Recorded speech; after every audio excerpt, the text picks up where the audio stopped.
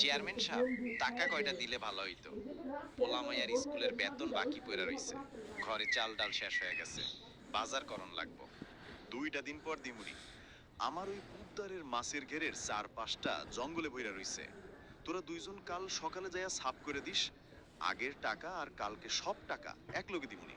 Chairman সাহেব, আইজকা না কালকা, কালকা না পরশু, এইভাবে কইরা মেলা দিন পার হয়ে গেছে। আসলে কি টাকাগুলো দিবেন, নাকি এইভাবে নাগরদোলার চরকির মতো ঘুরাইবেন? হ চেয়ারম্যান সাহেব, কালো ঠিকই কইছে।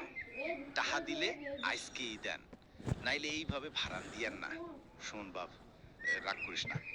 কয়দিন ধইরা আমার হাত খালি, বুঝলি? নাইলে তোগো সামান্য কয়টা টাকা লইয়া ঘুরাইতাম না। ক্ষুধার্ত পেটার জ্বালা ভরা পেট কোনোদিন বুঝবো না। বাড়ি গাড়ি অট্টালিকা করার স্বপ্ন আমরা দেখি না।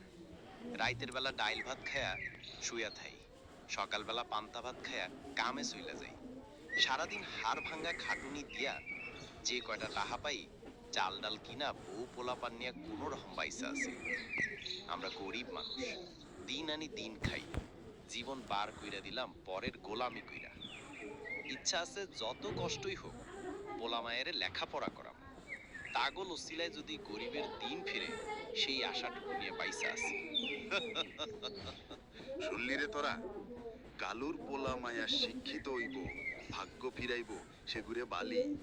শোন কালু, এই গায়ের বয়স তো কম হইল না। এই গায়ের মাথা হইলাম আমরা। আমাগো বাপ দাদারা শাসন করছে তোগো বাপ দাদারে, আমরা করতাছি তোগরে, আর আমাগো পোলামায়া শাসন করব তোগো পোলামায়া গো, বুঝলি? কথাটা কানে ঢুকায় রাখ খগলে।